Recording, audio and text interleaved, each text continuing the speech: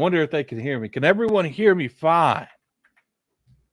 If you guys don't hurry up, I'll make you look at that countdown again. How you feel about that? Make you do the countdown again. Do the 1, 2, 3, 30, all the way down. Can you hear me fine? Okay, what about Dirt? Can you hear him fine? Can you hear me? Yeah. Before you know it, people are going to say they can't see you because that's on script at this point. So see, I told you, almost identical the moment I said pieces of shit. So, welcome back to the Addict Show. We talk about the past, present, future game. We got my co-host with me, Dirk Greg. What's going on, Dirk? What's up, yo? What's up, man? How you doing, brother? What you been playing, man? Oh man, I've been playing Banishers. Banishers, yeah. I gotta send a review code for them. They like one of those. We'd like to give you a code. And I was like, King wants one. I just beeping, man. That's your end. The beeping on your end. Yeah, it's it shouldn't. Oh, the microwave or some shit. Yeah, it shouldn't do it. My microwave is one of those harassment microwaves that like take this shit out. It's like, yo, there's something in here, but if you open it and shut it, it won't say that. But like, it's only if it's been used. It'll be like, yo, there's something in here. There's something in here. So we got a lot of stuff going on, man. We missed last week, and let me explain to you guys why we missed last week.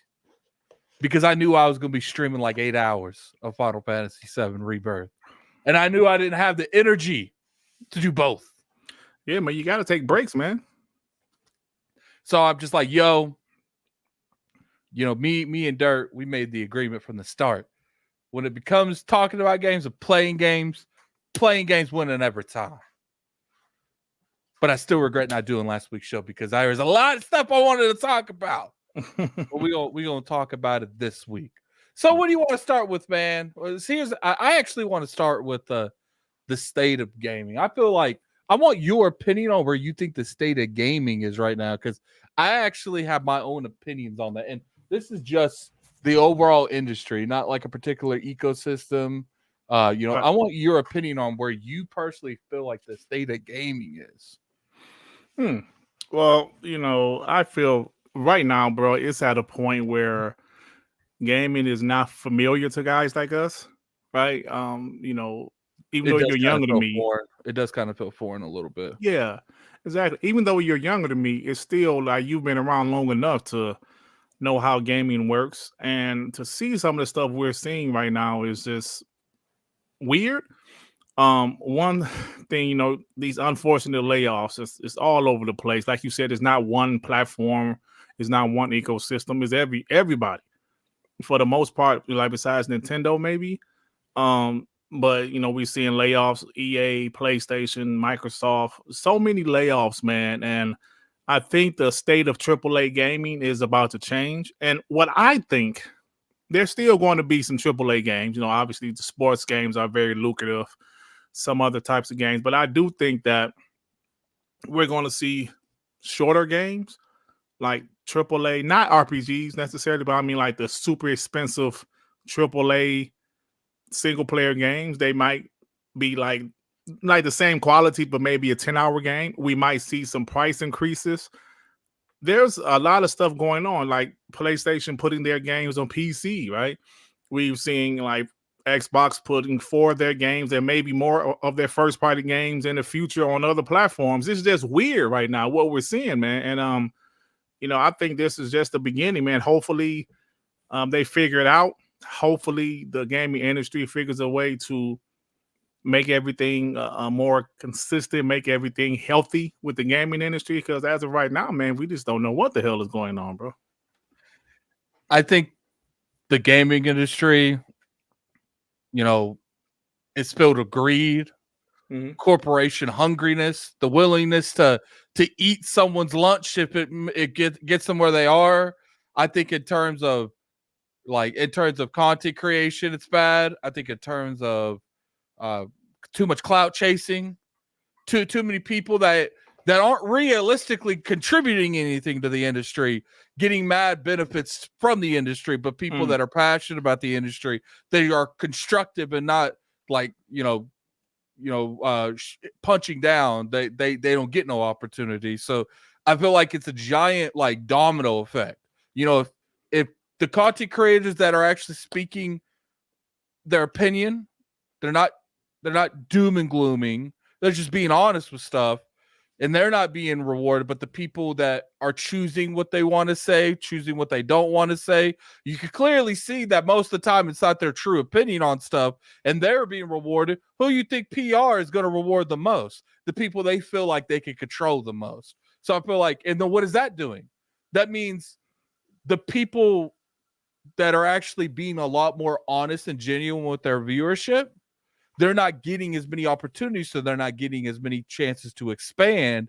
And then the only people you're hearing is the people that, low key have been bought. Like that is what it is. Like, it's like, if you're like, there's difference. If I've been covering this industry for years at this point. There are studios and companies out there that will penalize you for speaking your mind, even if you're constructive and you're respectful. But I've never been to the point where I feel like I couldn't speak my opinion on something because I would get attacked by someone. I personally feel like because the opposite agenda does this to this degree, the feedback isn't getting to developers correctly. There's a reason why some of these studios think what they're doing is constantly right, because you're having a certain demographic of YouTube that are just going where they feel like the industry wants to go. And I feel like that's carrying over to developers, because developers aren't hearing criticism very, very very constructively. I think that's going to PR, because then PR is kind of honing in on people that they do feel like that they can control to some degree. That's going on sales. That's going on everything. And then you look at what is the point in making sure your game sells well if you're going to have the same people say that there's a justified reason why stuff isn't working the way it works. And people are saying, I talk about Colt, Paris, Dustin. I'm talking about people above them. When I say that, people tend to focus on them, but there's people above them that have millions of subs doing it. And I'm sitting here looking at this, and I'm like, I've always had this mindset, and I'm pretty sure Dirt has too. I don't own these companies anything at all. You know who I owe? My viewership. Transparency with my viewership. And I do feel we're seeing these layoffs to this degree. And we got into this discussion on the Video Game Awards, and I want your opinion on this, Dirt, because Jeff Keighley clearly is very selective when he wants to talk about stuff. Mm-hmm. And we were talking and saying, he hasn't really been vocal about layoffs, but he went and used his platform to talk about Toys for Bob going independent. Yeah. So we were talking about this, and I said, I find it interesting that the same people that big up layoffs are bad. Obviously, no one wants to hear that people are getting laid off. But the same people that speak on these things, that they're the worst thing in the industry, we should speak on our platforms. They're the same people that's friendly with Jeff Keighley. They go to all his events. They pretty much get flown out there. So my question to you is, can you truly look at what he says and what he doesn't say, which is more of an interesting thing, as an issue, but you're still supporting him to that degree? Do you think that's sending the right message? I understand where you're coming from. You know what? Like, there's an old saying, it's all about who you know. It's all about who you know, what power they have, what they can do for you. And guys like Jeff Keighley, he put himself in a position where he can pick and choose what he wants to do, unfortunately. I'm not saying it's right. I'm saying it is what it is. I don't know, man. It's just so much stuff out here. Like, there's so much stuff about people like talk, like you said, like you used the example, Jeff Keighley. He did not mention anything about the PlayStation layoffs. But as soon as the whole thing with Toys with Bob pop up, yo, look at this, guys. So I understand what you're saying. It's just, Okay, I don't know, man. You know, I don't really have an answer for it, bro. here's my thing. And this is me too. IOP streams the VGAs every year. Mm-hmm. We are to blame just as much as the next person. But at the same time, how are we supposed to show Jeff Keighley that what he's doing is wrong? And people say, well, you know, he does. Someone said but Jeff he's no spokesman. I disagree. He puts himself in the front lines pretty much in the gaming industry. E3 gone, he's the first person to step forward and say, I'm replacing that shit. Like, he's got a huge voice. Mm. And to me, the same people, including myself, that say, go watch this, how are we realistically going to show Jeff that what he's doing is wrong when this is like a domino effect? Like I said, it's like the chain of power. We watch the sucker. Yes, we promote the sucker. And then what happens? He gets the viewership to take to these developers, to these sponsors. Yeah. He uses the viewership to get these video games announcements. And then he takes those video game announcements like a bait on a hook. Says, come on, I got all these nice video game announcements. So we go watch it because of it. And then he takes the viewership to get all the money. And if every year we're seeing more and more and more and more money from this man, where in that link is it showing what he's doing is wrong?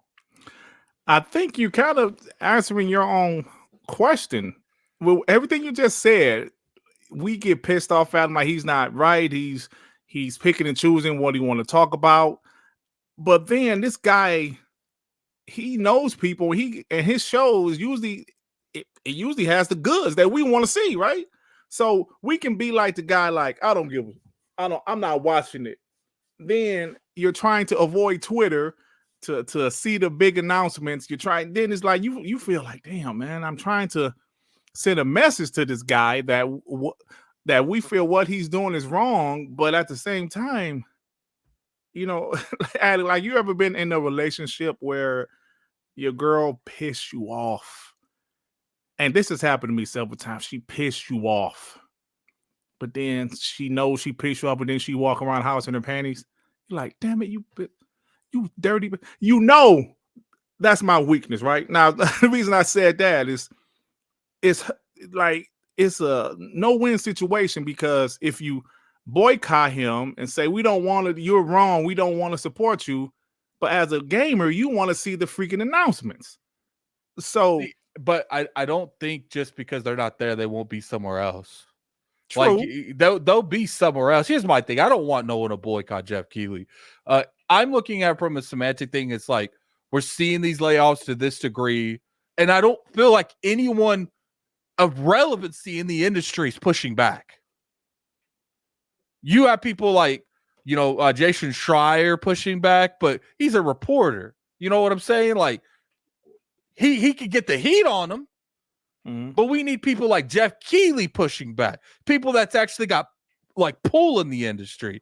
And to me, when we let someone like Jeff Keighley run developers off stage, not use his stage to talk about the thousands being laid off in the industry, what practice does that send us? Like, are we just as wrong as he is by continuing to support him when he's showing all this bad behavior? It's an interesting question, but it's a dilemma nonetheless. Okay, let me say this, because Texas in the chat, he's brought us something. Like he said, I'm sorry, but what is he doing wrong? Can you pin his stuff? Because I don't know if you're okay. I only can do that. So he said Jeff doesn't speak on layoffs, Sony nor any other. And, you know, I got to admit he's right, because I did go back to look at his Twitter to see if he posted about that. Yes, I missed something. He didn't report on the Sony layoffs, and I didn't really see him talk about layoffs, but he did mention the Toys for Bob thing. All right, so I agree with you on there, but at the same time, did you see that that London developer getting at him? No, I didn't. There's a London developer that when he did the Toys for Bob thing, he was pretty much like, I find it funny that you're talking about this, but you didn't talk about nothing when it comes to London studios. It's because I you didn't want know those that. executives being in your video game awards more than you care about the health of the industry. Because I'm generally getting Okay. concerned. Like, I'm Okay. generally getting concerned with the health of the industry. When you're having We should be at it. massive amounts of people being laid off. I follow a chick on Twitter that has been laid off 3 times in a year and a half. Damn. She's she's moving to another state because she's so passionate about this industry, she doesn't want to leave it. And she's been laid off 3 times. So to me, it's like, right now it might not be an issue, but 3 or 4 years from now, when we have no developers and we haven't really recycled the developers that are retiring or leaving, what are we going to do? That's a great point, man, because like if you're a college student or a high school kid about to go to college, why would you want to invest or work in this industry when you see is not secure, is not a lot of job security? There's a lot of layoffs. Man, that's crazy. You say you follow a chick that got fired 3 times in a year. 3 times. In the I'm with third you. time, she was there for 2 weeks. That's crazy, bro. And she moved. They knew they were about to do the layoffs. She moved to the state that they were in, and they acted like everything was good, and then bam, it's over. That sucks. That sucks. But I gotta be real. I gotta agree with you about we should be concerned about the industry. I know I see somebody said that the bangers are still coming. Yeah, you know, we right need now. to be careful about that because like I said in the future, PlayStation bangers ain't coming. Like, Xbox PlayStation's got in a some bangers pause coming, mode, man. Someone done T-mode and pushed pause on PlayStation production, and it's been there for hours. Like, right. No, yeah, you're absolutely right. So we do need to be concerned as someone who the console wars, console war, obviously. I just haven't really seen any positive things to talk about lately. Even as far as console war banter, it's just like there's so much negativity on all sides. Xbox had a show today, but you know there's so much negativity in the gaming industry right now. It makes you really look at it, and you should be concerned. If you're a real gamer, you should be concerned because new IP is something that's going to be more rare. That's going to be rare. We're going to be playing the same old games, sports games, Call of Duty.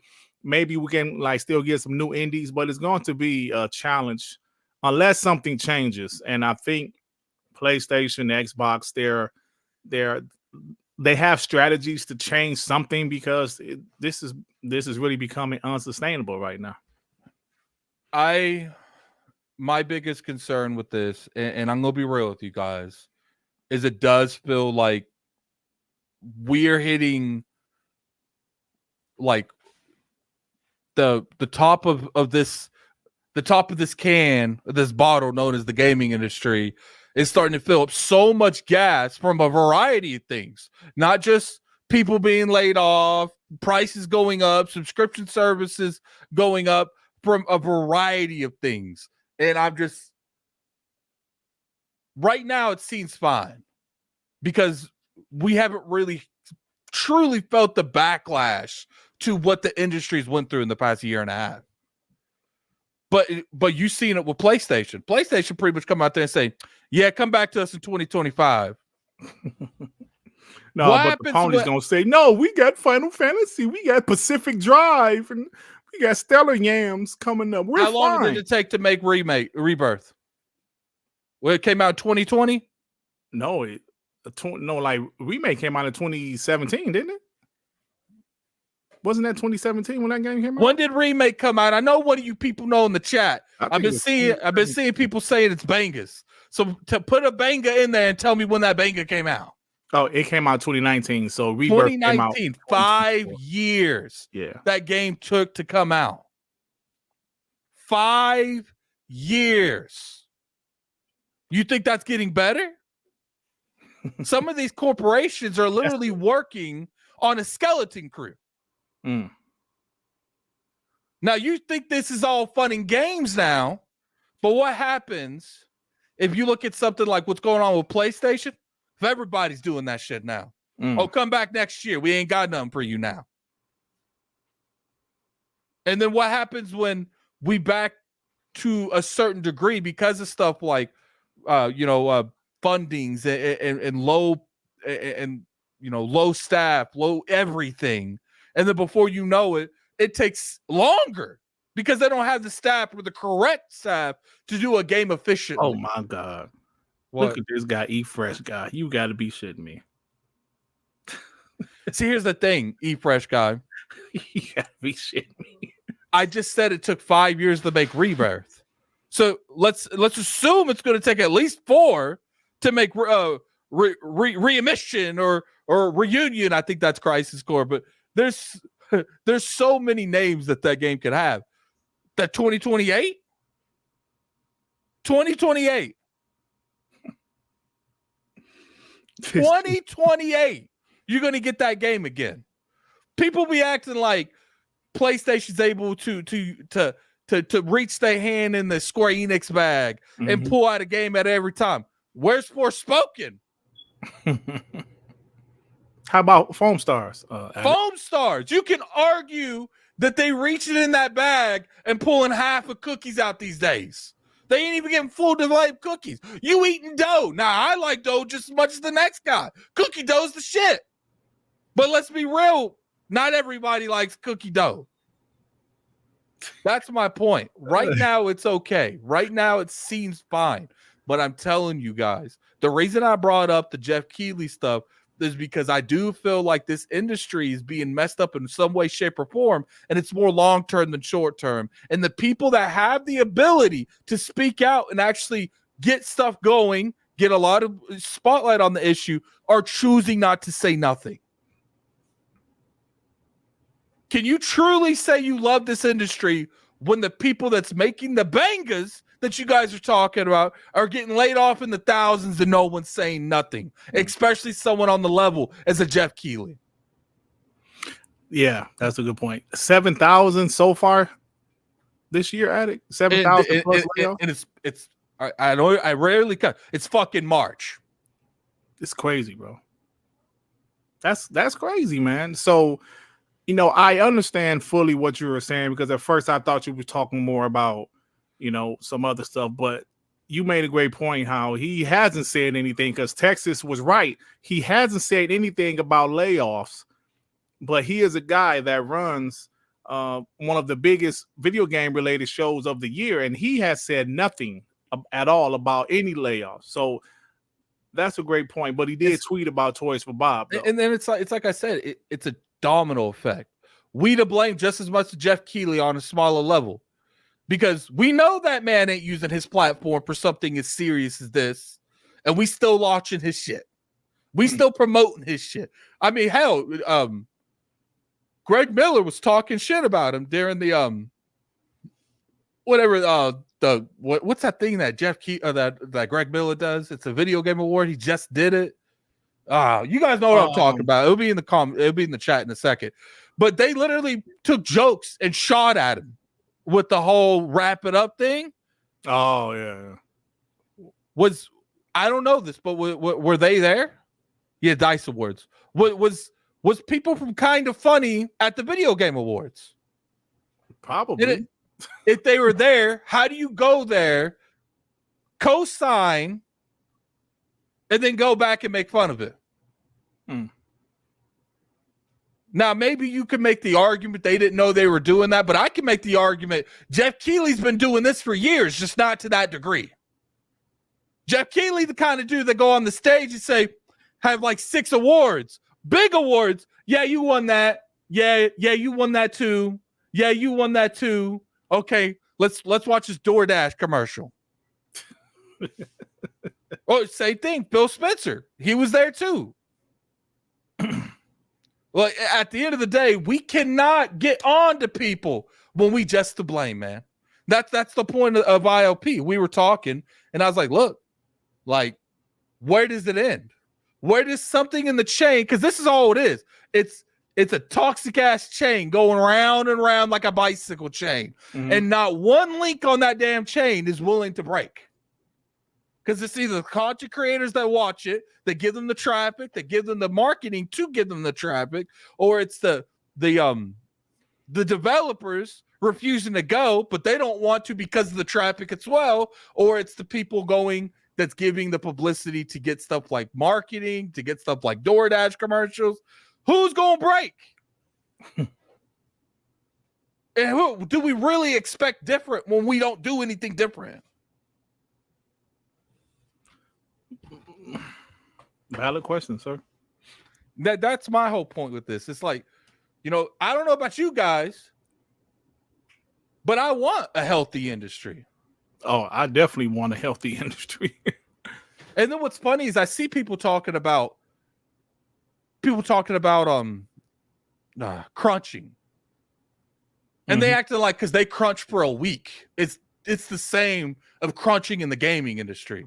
I know developers that crunch for 8 months.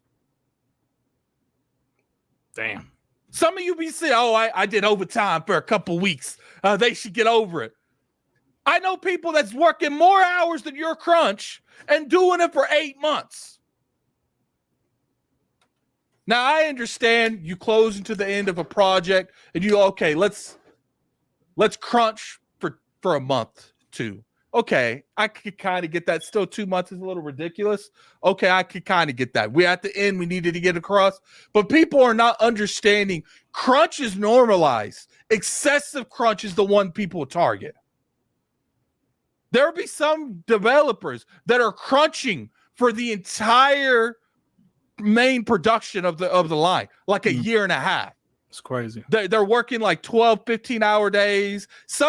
It used to be so bad years ago, people were sleeping under the desks. Yeah, I heard stories about that. People are still doing that. It's crazy. Yeah. That's crazy. What? Zachary, talk. They take it then.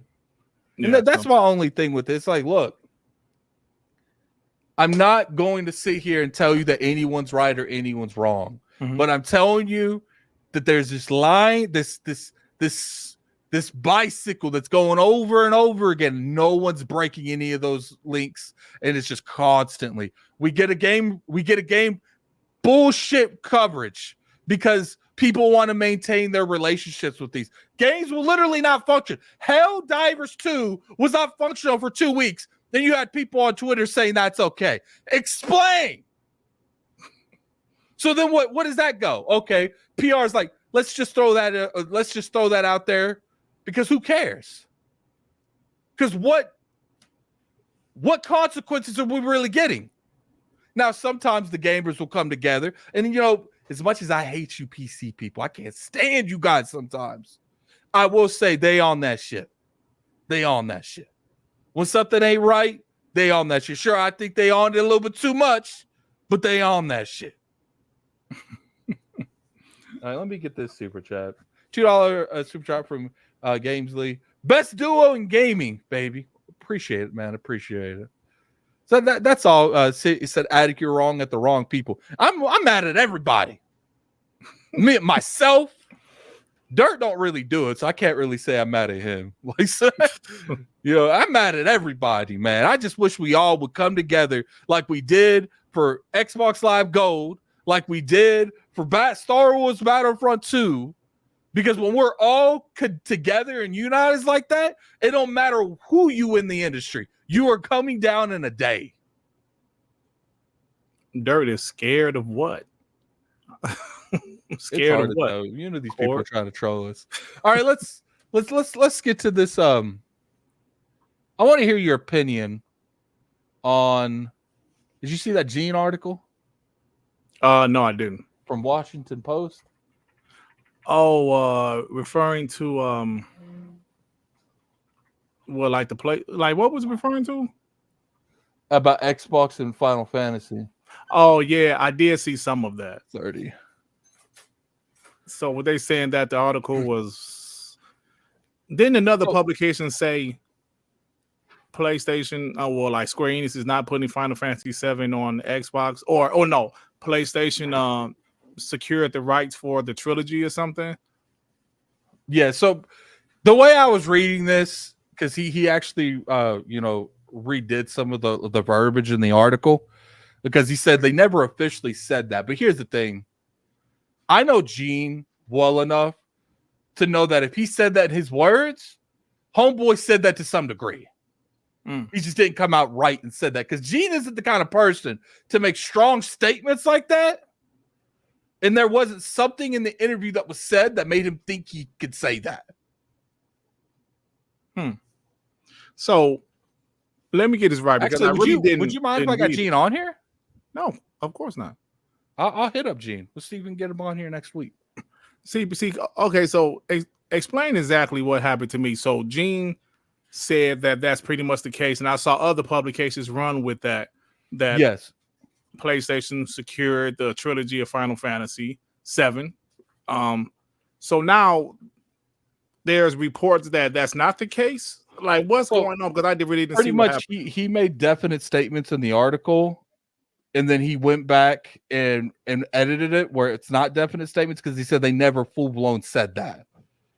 But what I'm saying is, I know Gene well enough to know maybe he jumped the gun and worded the interview in his words too much. But I know Gene enough to know that he wouldn't just make that up. They said something in some way, shape, or form that implied that this game isn't coming to Xbox. I mean, and I think we all knew that at this point. Yeah, at this point, I wasn't expecting it to. I do know Jazz said, not like, was it early this year or maybe late last year, that he expects Final Fantasy to come to the Xbox eventually. But I don't know, man. What's your thoughts about this whole thing, though? I don't even care at this point anymore, man. It was like, look, like, I do think that Microsoft has made a lot of good pushes on stuff. I don't think this is going to be an issue with any other Final Fantasy. I just think it's going to be an issue with remake, with Rebirth, with 7, okay. Redemption. I don't know. I'm going to keep throwing another R name out there until I see what it's called. So, I do think that PlayStation saw the success of remake and they said, get the people on the line. Right. And they locked all of them up. Now, I do think there's a chance we might not get them. Read the article. Man, this Zach dude get on my nerves. Someone time that dude out. Someone time him out. I know I got mods in there. Someone time his mucking ass up. People just come in my chat and mock me. Read the article. Read this block. How about that, Zach? That's my brother's name too. That's my brother's name. Hold up. You're probably I think he's what's those fake accounts? What do they call those? A mock account or whatever it is? Yeah, something like that. So you know what's cool, Zach? You know what's cool? They give me the ability to time your ass out for 24 hours. You've been timed out for an entire day. For 86,000 seconds. Imagine what it's sitting there like that in an empty ass room talking and no one hears you. Because ain't no one there. You talking to yourself. Sock account. That's what it is. Oh, well, you know what's worse? Being in an empty ass, being in a full ass room. There's plenty of people. You might as well be in the middle of a club in New York. And you say nothing. No one hears you. Ain't nobody cares. Because you timed out for 86,000 seconds. Man, y'all pissed. Man, hey, Zach, like, what's his name? Zach, whatever his name was. You pissed Addict off, man. And Addict is a nice guy. You pissed him off, man. Yo, that's crazy. I can't believe they let me time someone out for a whole day. That's crazy, bro. 86,000 seconds. No, but I'm not a Final Fantasy guy. I'm not a big Final Fantasy guy. I know you are, but I'm not really a big fan. So personally, it doesn't affect me, but PlayStation doing this, like you said, I believe the first part of the remake was successful. I guess Rebirth is going to do okay also. Yeah, they won't like that up, but so you're saying you think future Final Fantasies, like maybe 16 or 17, could possibly come to Xbox, but you just think PlayStation locked down 7, right? Yeah, I think PlayStation saw the success and like, we getting this. And it is what it is at this point. I've accepted it. I got this might as well be a weight right here. Okay. Yeah, this thing right here might as well be a weight. So it's like, if I want to play it on that, but I do think there's a rumor 10 being remade. There's a rumor 9 being remade. Final Fantasy Tactics is getting remade. I think the bulk of those are coming to Xbox. Yeah. I just think the 7 remake, the 7 rebirth, the 7 returning. I think those games reimagining. There you go, reimagine. I think those games are they've been blocked. So what you're saying, Addict, Xbox fans, don't expect the 7 to be on Xbox. If you really want to play it, you got to get it on PlayStation 5. Nah. Wait, here's the thing. I don't mind you giving Steam money and giving Square Enix money. Don't get PlayStation money. Now you wait for that sucker to be on PC. You know, you guys tell me in the chat all the time you guys got PCs. Wait. Because you don't got a PlayStation. I don't buy one for Final Fantasy Rebirth.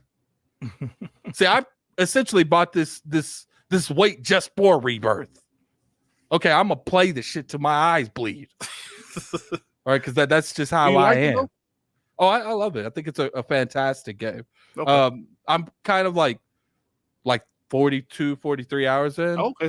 Okay, so you put a little time into them. Yeah, and they're clearly going off script already. I already see some of the bleeding going on.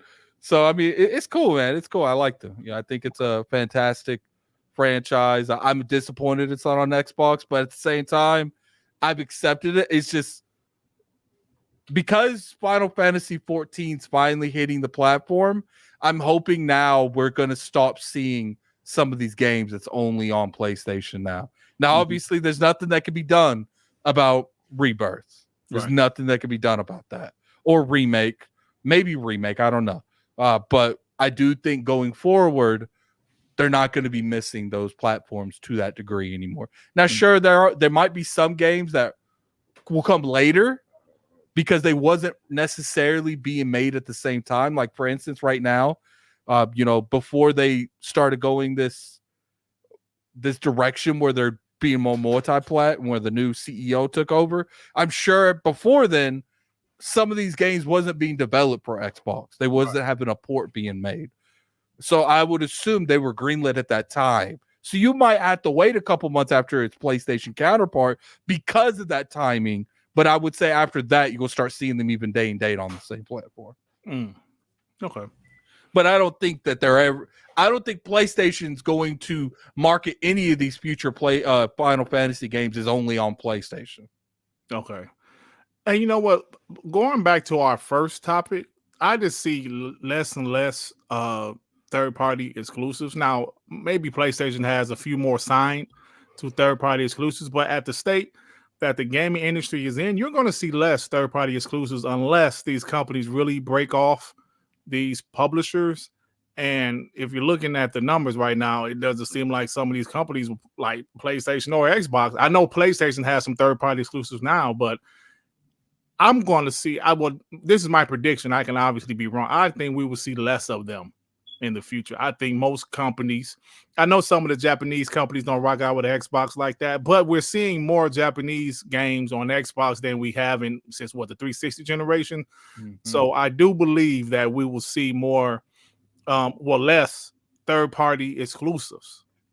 I actually hope that, since Xbox is practicing this multi-platform bullshit, I would hope that they go back and remake Lost Odyssey and Blue Dragon and make that a multi-plat. Yeah. Because to me, we got to get homeboy's attention that made Final Fantasy, okay? Yeah. And he over there in mobile land making millions and millions of dollars.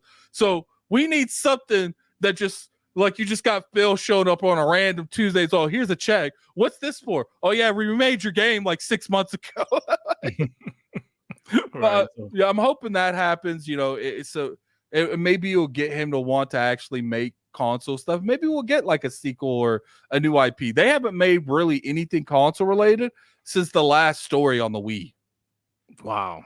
Yeah, they were making a Lost Odyssey 2 and a Blue Dragon 2, but both got canceled. Yeah, that's crazy, man. At least I'm not a big RPG guy, but I didn't finish either one of those games, Blue Dragon or Lost Odyssey, both of which are Lost Odyssey is amazing. Yeah, I heard that game was phenomenal. Both of those games are BC, by the way. Lost Odyssey is one. They're both PC. BC, backwards compatible. BC, backwards compatible. Yeah, Lost Odyssey is arguably just as good as any Final Fantasy game. That's what I heard. I mean, now Blue Dragon, that's a hit and miss because of the artwork direction, some of the humor. But Lost Odyssey, you could compare that to some of the best Final Fantasies, and it could go blow for blow with it. Yeah, I put I'm just guessing. I had to put like at least about 10, 12 hours into Lost Odyssey. Of course, that's not a lot, but for me, that was a lot for RPG. A turn-based RPG at that, but I did enjoy that game. I enjoy reading those stories. There was some stories that you would read, and I'm trying to remember exactly. Like, I don't know if they were like booklets you found, but they were like different stories about different people in the universe, and it was some interesting stuff, man. But yeah, it was a pretty damn good game. Yeah, so I mean, it comes down to it. Lost Odyssey, I think the reason it like really gravitated towards me, it's just how they started that game in the war. You said that like that has the best tutorial I've ever seen in a turn-based game. Like you're literally, for those of you who don't know Lost Odyssey, you plays, I think his name's Cain, if I remember correctly. And he's an immortal. It's like Cain, Kain, I think's his name. Is it? Okay, I thought it was. Yeah, I believe so. I can't. It's been so long. I might actually stream that game again. But so pretty much what's going on is you're an immortal. You can't die. Right. You can't die. You're right. That's what it was. And you can't die. So you heard stories about his life. I read stories about his life that you would find stories or he would reminisce of something throughout his life. Yeah, right. Because he couldn't die. I forgot about that. Yeah. So he can't die. And pretty much what happens at that point is you find out why he can't die. And then you find out there's more people like him and they all have stuff in common. Like, it is a fantastic game, and I recommend it if you guys like turn-based games. Yep. I forgot about that part. He was immortal. His name Cain. You're right. Kaim. Yep. Yeah, and what's funny is if he dies on the the turn-based gameplay, in like 3 turns, he comes back to life. Yeah. Yeah, so it's cool. It's cool, man. It's cool. All right, so ain't really much to talk about when it comes to that, man. It's gonna be a short show. Besides this, I guess we'll talk about the Xbox preview. Okay. Preview. So did you see it? Yes, sir. Yep. I streamed it with my boy Shaun. How did you like it? Give me your honest opinions. I thought it was fine. I didn't think it was great. Me personally, there's not a lot of games I was interested. There were some games that caught my interest. I would give it like a 7 out of 10, me personally. But I appreciate the preview, part of the preview. I appreciate there were some games that caught my interest that was not on my radar. Actually, some of the games I've never heard of. Maybe some of them were revealed today, but it was a couple games I said, okay, those games look pretty good. I might actually play those games or be interested in downloading games if they're in Game Pass. But I appreciate the show. Like I said, the show itself was okay, but the point of the show is what I appreciate, because not every game can be on the big show. This Xbox already having 2 shows 3 months into the year. I love that. I think they need to do more of that. I think the industry needs to do more of that because there's so many games, man, that like we just don't know about, or we have no idea what this game is. And I think shows like this really help. So I give it a 7 out of 10. That's what I gave it. Here's the thing.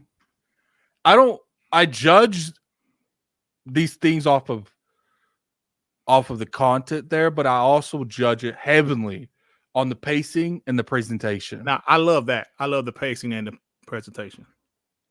It had fantastic pacing and presentation. Mm-hmm. Like, yeah, great. Some of the games didn't really appeal to me anymore. The one where the dude is like he's got clones of himself and stuff. That looked yeah. really interesting. And and I love when something pops up and has a Game Pass because that means like you can try it. I can at least try it, and even if I don't like it, it's like not too much. Which I guess the reason Game Pass never really vied with me, and it's like kind of a skewed like outlook. Like I get a lot of these games review codes anyway, so like I'm never really investing in anything. So like when people are like it's in Game Pass, I'm like I'm probably gonna play it from a code anyway. Right. So but that game looked unique more than anything there. The last game that was called, I can't remember. Fallout Shelter a little bit too. That's what it looked like, right? Yeah. It was like Fallout Shelter and Death Stranding. Yeah. Right. Yeah. It's a form of Death Stranding I would play. Yeah. Because it seemed like in the Death Stranding thing, there's things that you can go out and do. In Death Stranding, it just felt like he was walking a walk half the time. Like I sure, like Death Stranding, there was aspects of the game that I saw that there was reasons he would walk, but I didn't care about none of that stuff. Yeah, I ain't really care for Death Stranding myself personally. Got a $2 per drop from Lloyd Metroid. As a Metrovania fan tells of Zenria looks great. Oh, is that the black game? Like the black guy game? Black game. I mean, I can't think of the name of it. That game looks freaking awesome, bro. Is that the same game? That game looks awesome. That game looks awesome. And that Capcom game, it looks so weird, bro. But I'm gonna give it a try. Tale of Goddess or something. The Goddess something. You know what I liked about that Goddess one? I didn't know it, but it's like wave systems. Like during the day, it seemed like during the day you set up for the fights at night. Oh, that's exactly. You know what? I'm gonna see you pay attention better than me because now that you say that, I didn't really pay attention. That was like half my brain. I could have probably got that wrong too, but like half my brain interpreted it that way. Now that you said that, because you see daytime, they're kind of walking around doing different stuff, and then at nighttime, that's why the monsters came out. I love tower defense games. Yeah. I love like setting up like a way of winning something, and it requires stuff. I haven't really played too many tower defense games in a long time, but I love the ideal of tower system, the concept of it. Yeah. So he said the show's boring without King. This show we rarely have King. Never on. What is he talking about? Well, don't let the doors hit trolling. I think he's trolling. See, I know you. You would get timed out for 64,000 seconds. Oh my god! I think that's the first time I've ever timed. I don't normally time people out. I just don't care what you guys have to say. But you caught me on a date. You caught me on a date. Addict, you got to once in a while. Let them know whose show it is. No, dude, on IOP, I don't even bring up the chat anymore. No, you don't. Because man, y'all be letting ponies run through it. I know King likes to interact with the ponies, but yeah, on IOP, I don't even bring up that chat anymore. You, if you go in there saying stuff to me, sometimes I'll be in that chat. The good thing is you don't know when I'm in that chat.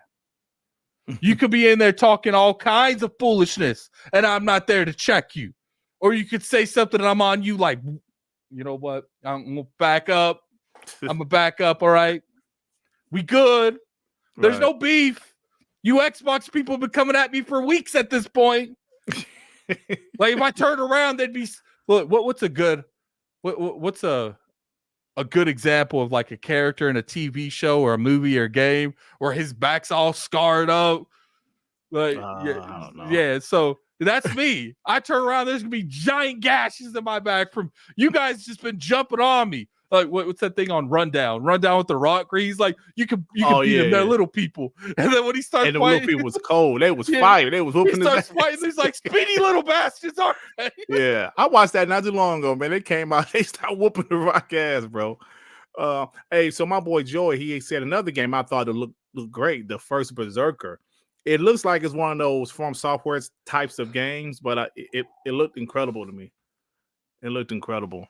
I love the art style, and yeah, man. I mean, there was definitely some games that caught my interest. I think it was a solid experience. I do. Yep. And you guys know how I am. I would say it was trash if it was trash, but I do think even on content wise, there might have been one or two games that didn't really grab me, but it made me feel okay. You know, maybe I would get into something like this if I saw more of it. Besides that one game, there was one game that I said I'm good. That was the one where the chick was taking pictures of those I was Pokemon good looking on things. that. Yeah, I was good. You know what's funny? When she showed up and the Pokemon creature showed up, I was like, watch out, Nintendo gonna come after you. Right. Because at this point, we take it on anyone that even resembles Pokemon now. Yeah. Straight up. So have you seen the Sweet Baby Ink thing? I have no idea what it is. I don't know what it's about. I truly don't know. Someone give me as brief cliff notes in the chat, because the way I've been seeing. Oh, let me. $2 super chat from Jay Rembid. Do y'all believe these new Starfield rumors? What's Starfield rumors? It has come out again that Starfield is supposed to be on PlayStation in December or something. Fonz kind of reiterated that. I saw Jazz say he doesn't know if any Xbox studio, anybody working on the PS5 version. So listen, it's back up. It came back up again because some YouTuber or some guy on Twitter, I guess he got a pretty good track record. He said, yeah, Starfield is coming to PlayStation 5 later this year, holiday. So of course people running with it again, and it popped back up. Here it is again. Well, you guys know how I feel. I think that Starfield coming. It's coming in hot too. It's gonna crash all over yourself, man. I think it's just gonna be one of those things where it's like the United States government. The comet's coming, the media's coming, but you ain't gonna find out till it's on the news about to hit the planet. Yeah, so that's what's happening again, man. So we'll see what happens, man. So the Sweet Baby Inc. is a consulting company that all companies are using that makes you have enough woke nonsense in your game like Spider-Man had. Look, here's the thing when it comes to that. I'm not going to go too much into that because I don't really know it too much. Yeah. But one thing I will say is we don't know where that company started and the actual company started or ended. Look, I will agree with you. There was some stuff that felt really pushed in Spider-Man. That didn't feel natural, but I can't blame that on one company. Like, I feel like the whole industry is going on that way. Or maybe it's that one company in the whole industry. I don't know. But, the thing is I need more information straight from a source than just what a bunch of YouTubers are saying. I'm sure it's out there, but when it comes to stuff like that, it's like I said at the beginning, the industry is in such a bad state. That's the least of our worries right now. Yeah. I gotta be real. I keep on saying the Sweet Baby. I'm like, what the hell is that? And I didn't take time out of my day to research to see who the hell it was or what it is. I have no idea. I saw Ono Gonzalez and David Jaffe disagree about something with the Sweet Baby Inc. crap. I don't know what it is, bro. Who cares? It comes down to it, man. It's just like, let's just get along to some degree. I know we're not all going to get along, but let's get along to some degree. Yeah. So Troubleshoot says Sweet Baby Inc. as force of diversity and identity politics into games.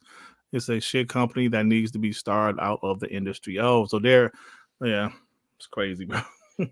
Yeah, there's a lot of, the thing is too is, you want to talk about the Nintendo thing real quick?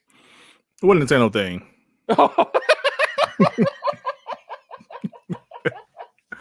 This man don't even know that one of the biggest emulators got shut down. Oh yeah.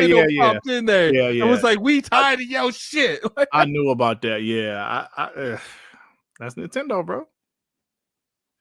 Yeah. See, here's the thing, man.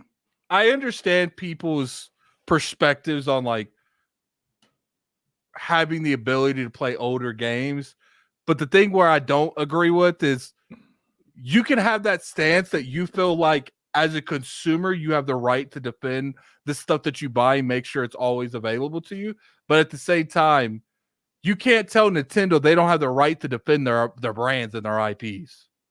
Mm-hmm. Like, let's be real here. Are there some people that are generally just concerned with keeping games around for the foreseeable future? Yes. But there's also a lot of people using that as an excuse to sell the high seas. Because to me, when I don't mess with a game, I don't play the game. When I don't mess with a company, I don't play with the company. And to me, there's certain people on the in the gaming community that use that as an excuse because they don't believe that they're not making it for PC. That's not an excuse to steal. Now I'm never going to attack you or punch down because you do it because I don't care.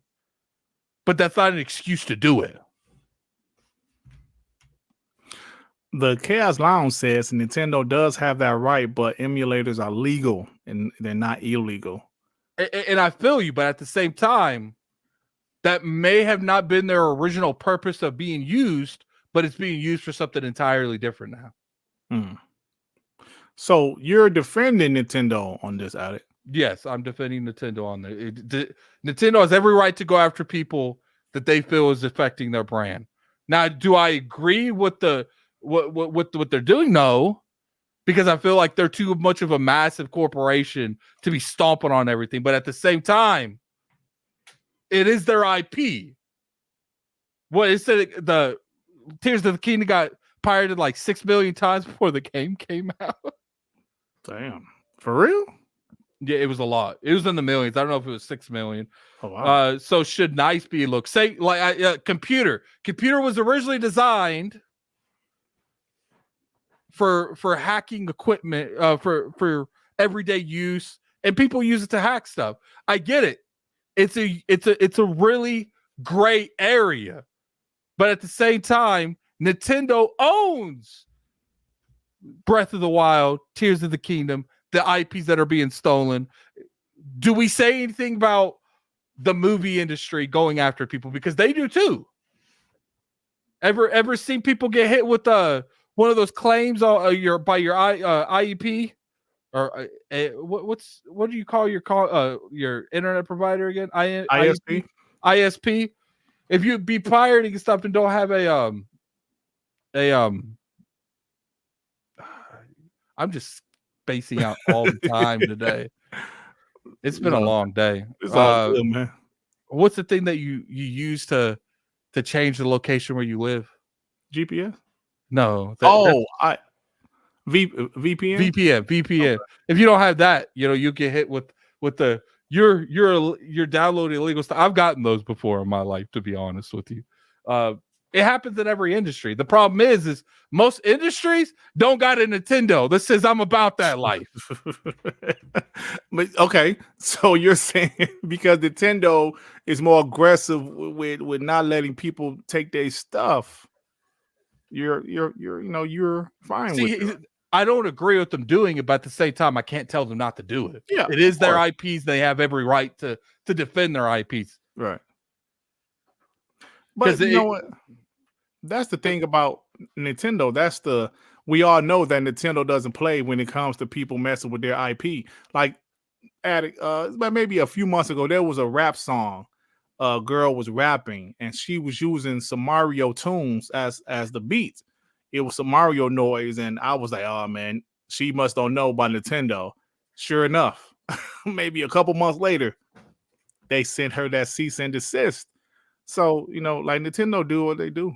But someone said you are aware they didn't win in the court. They didn't. They settled out of court. But here's the thing: if they truly felt like Nintendo didn't have a case to take them, they would have went to court.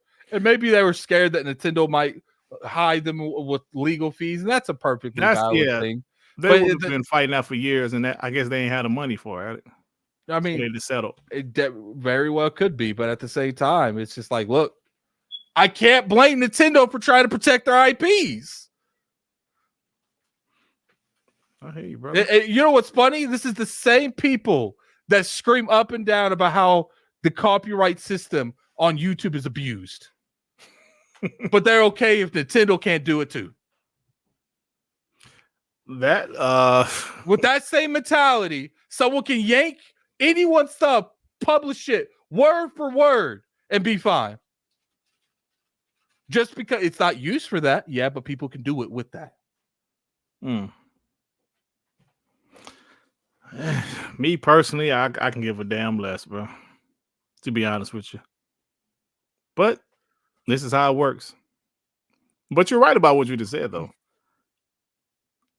There's a lot of conversation about how YouTube works with people taking your content or copyright claims. So yeah, that's a good point. See, and I don't keep up with like Nintendo victims, but like for the most part, I don't see Nintendo going after people for old emulators like N64, NES, SNES. I don't see people really going after them. It's always the people trying to stop their current bags. That's the people I see Nintendo going after.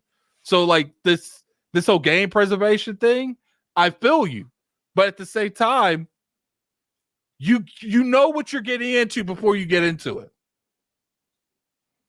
We at digital. Why you think I'm screaming from the top of my lungs that I don't like this multiplat bullshit? Because I'm scared for my digital library is in jeopardy in the future.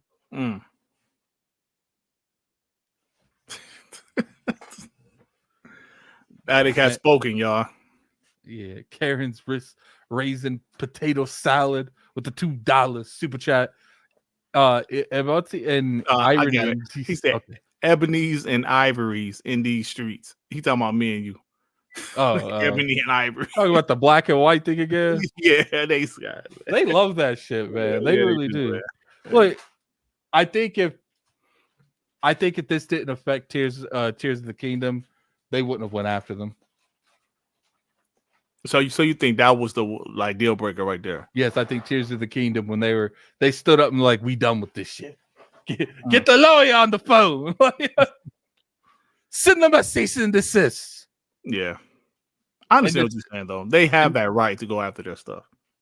Yeah, it's just like, look, like, you know, it is what it is. And the thing is like, I know people like having all their stuff on one thing, like a PC. But when you download and people say, well, as long as you buy it, it's people love to say, as long as you buy it, it's legal. You bought a Switch version, not a PC hacked version. Okay. I get the logic. You own the license in your hand, so you feel like you can put it on your PC. That's not how it works. Now, I don't blame you for doing it. I don't attack anyone. That's the thing.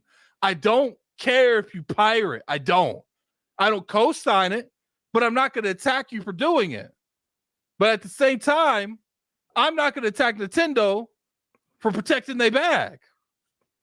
Fair enough. Okay, let's get out of here before they trigger me again today.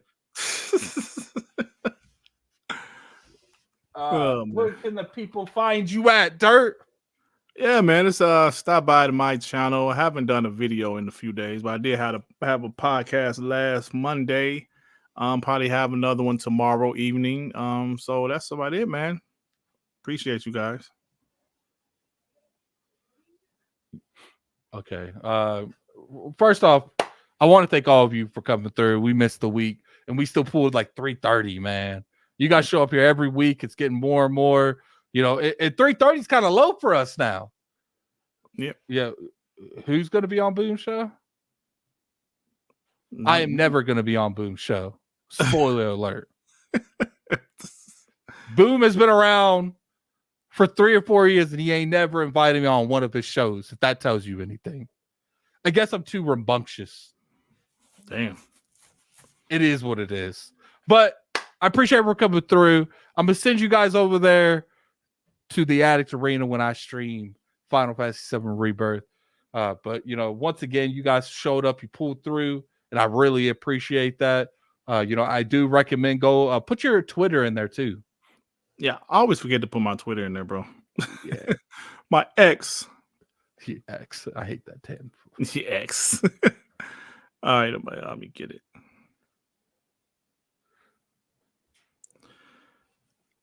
Thank you guys for rocking out. Let me put here's my Twitter or X. Twitter.